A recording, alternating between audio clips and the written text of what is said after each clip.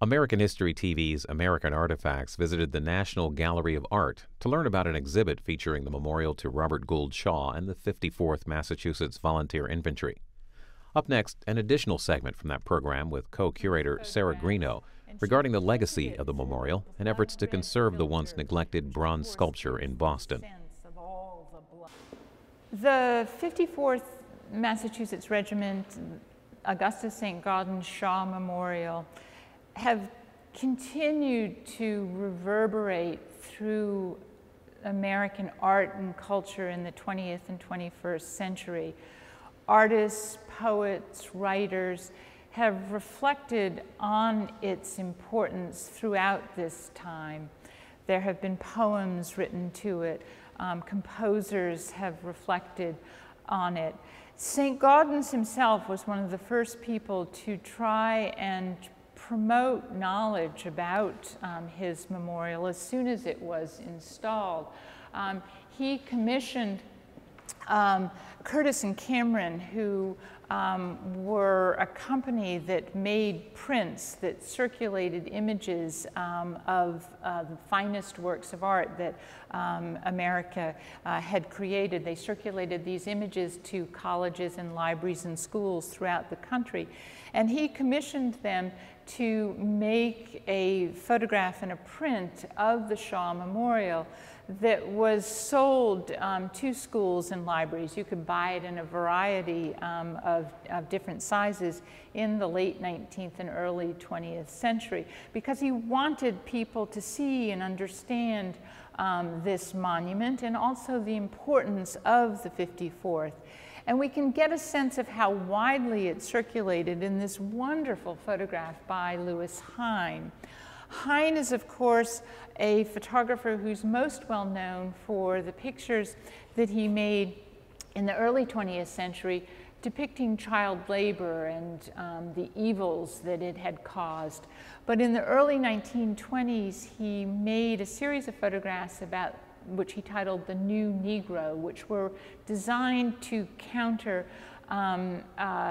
very hideous racial stereotypes at that time.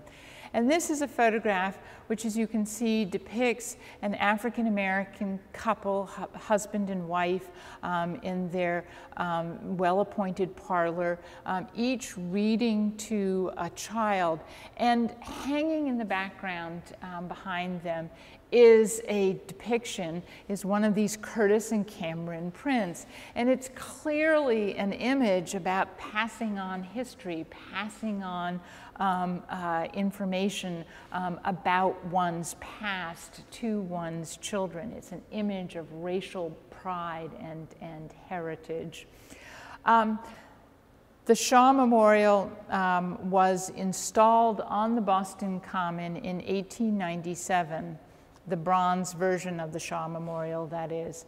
But by the 1970s, it had fallen into a rather pitiful state.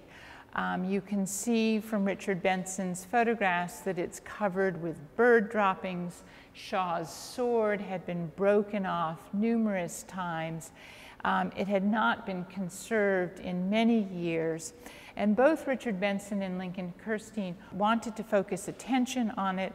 And they also wanted to get Bostonians to inscribe the names of the members of the 54th on the back side of the memorial.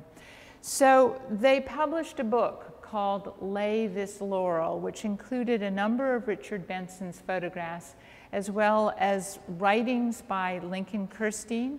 And they selected writings by Walt Whitman, Emily Dickinson, Frederick Douglass, and others. It's an extremely beautiful publication, and indeed it did almost shame Bostonians and others into taking better care of the memorial. The memorial was conserved, and the names of the 54th were inscribed on the back of it. We've concluded our exhibition with examples by two other artists who continued to reflect on the importance of the 54th, seeing them as a symbol of cultural and racial pride. Of course, the very well-known artist Carrie Mae Weems. This is from a series of photographs that she made. From here I saw what happened and I cried. And it's a number of images that look back at how African Americans have been depicted by others over time. And here she took one of Richard Benson's photographs and she printed it through a blood red filter, which of course gives this sense of all the blood that was shed. And then she has placed it behind a glass on which she has etched the words, "Restless after the longest winter, you marched and marched and marched," suggesting the very long process of the struggle for civil rights. And finally, we've ended the exhibition with two photographs by the African-American photographer William Earl Williams, who has made a series of pictures which he titles Unsung Heroes, which depict places where African-American soldiers during the Civil War fought.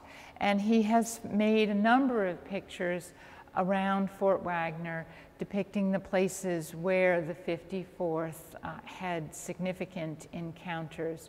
And we've particularly ended the exhibition with the one photograph that shows all that remains of Fort Wagner.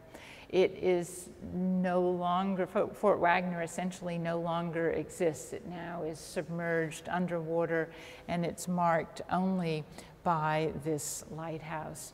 So it's a wonderfully elegiac end, I think, to our exhibition. The exhibit Tell It With Pride closed in January of 2014. Tell It With Pride is also the title of a companion book published by the National Gallery of Art. Visit nga.gov to learn more.